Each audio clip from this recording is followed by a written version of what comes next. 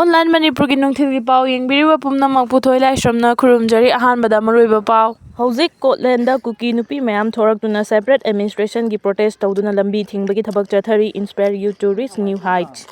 Kanglai pa punno kholaw update gi lakhocherake Saijang village da Hauzik Kuki ga army ga muknari. Prime Minister na Manipur da Santi hanjalamba pamdabadi state asigi miyam gi kholaw tagadabani gogoi. Chahi ani faraklaba Manipur gi balance asigi matangda Prime Minister Narendra Modi na pukchel sengna Manipur da mahusagi punsi da hanjalhanba pamlabadi state asigi miyam gi kholaw tagadabani haina Congress ki deputy leader su oiriba Lok Sabha gi MP Gaurav Gogoi na phongdokre. Budget session gi ngasi nini chanba numita Lok Sabha gi MP Gaurav Gogoi na Manipur issue da Prime Minister na pukling changde haina hulladuna athuba matamda central government na Manipur gi issue asida khudakta kanma miyeng changadabani haina Prime Minister gi pukling chingsinki. Supplementary demand for grant amasung Manipur budget ki matangda khanarakpada MP Gaurav Gogoi na mathaki wafam asi phongdokladuna mahangna hai Manipur gi crisis asi military force khaktana loisin bangamloi Manipur gi issue pukchel sengna loisin ge hairabadi Prime Minister na Manipur miyam gi kholau pukning changna tafam thui Manipur miyam gi political experience karino amadi makhoina chingnariba amadi kiriba asi karino haiba mamut tana khangnaba state asigi miyam gi kholau nahakna taba ngamgadabani Congress luchingba sina makha taraduna Manipur gi budget state assembly da khanabagi mahutta karigidamak parliament ta khanaribano haina hangbaga loinana Manipur da president rule thamjinbagi nungi wahanthok karino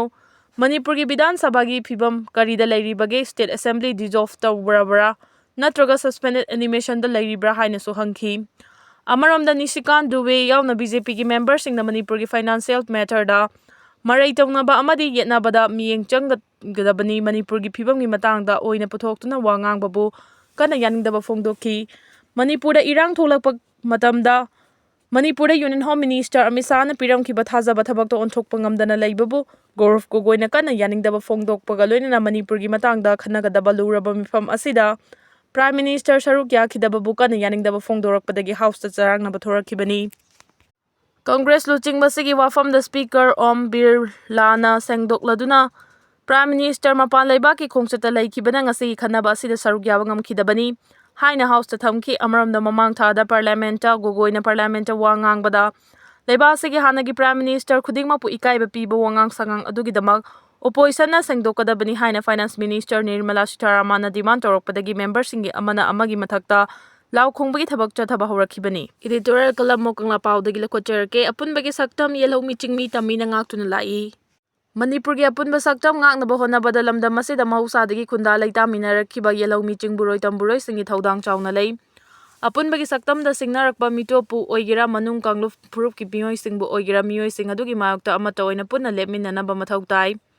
yelho mi singi marakta amata oibagi pangal leitroba madi amaga gi marakta wakhal miyeng manadaba leirabadi madugi khudongchaba lauraga apunbagi saktam da singnarai asigumba laibak thiba amadi kanglum masel gi marakta yengthinaba amasung hana sunabagi tamthiraba thokdoksing thokhalloi haiba tarabadi punna nungsi chanana himinanaba hotnaba mathau tai mioi kangluf amagi lammunaba amadi apunbagi saktam thugainaba hotnabagi apikpa wakhalon khalakpa mikupta madu tawfam thokpra thoktabra haibadu khanthaduna nainaba tarabadi Madudagi thoklakadaba wathok lanthoksin aduna kari oirakadage haibadu khangba ngamgani atopagi lanthum munaba amadi manghanta hannaba hotnaba haibasi achumba nate haibadu khanglaktuna punna nungsi chanana himinabagi wakhal chelakani Manipur apikwa furup ama oirabasu kha nongpok Asia gi manungda chahi cha kaya maningtam maningthau panba lenga oirakhiba furup asida mahusadagi khunda leitaminaduna yelho miching mi tami machin manau singi marakta nungsi chanabagi lipun amana pulakhibadagini Adubu lengaklon gi khongchata amuk maningtamba mangba amuk maningtamba hanjinbagi thaudok wathoksing thokidaba tangkaksing leikidaba nate masimangna maningtamba lengak oirakiba kangleipak Manipur gi masagi lon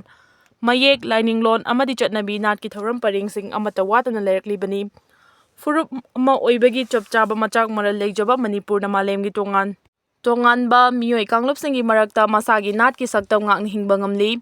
Kanaguma mioi kanglup singi marakta makoi masagi oiba mayek lining amadi chatnabi leitabadagi atopa kanglup ki lining natraga mayek sizinariba sing adu furup amani haina lawba yade asiguma mioi sing adu masagi chapchaba saktam leijadaba khwaidagi hanthaba kanglupni haina lawnei makoi sing aduna atopa kanglup singda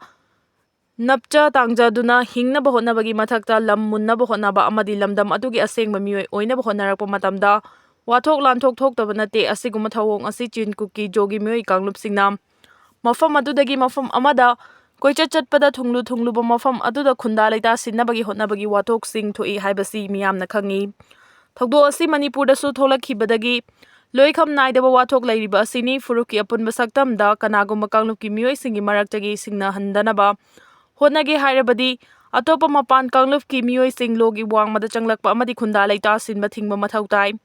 Thaurang asi lokhatlabadi mitop singna apunbagi saktam da singnaba kaidongaida ngamloi Manipur da mitop na masing henba loinana furuf ki apunba saktam thukaina ba honnarakibagi wathok sing lairiba si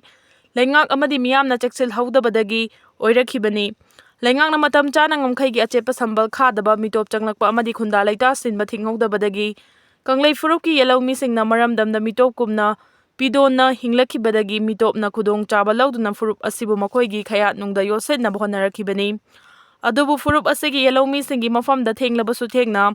mikap tholakibadagi apunbagi saktamda singnarakpa khudingmaki mayokta khongpham chena leblakiba si thagatningai oi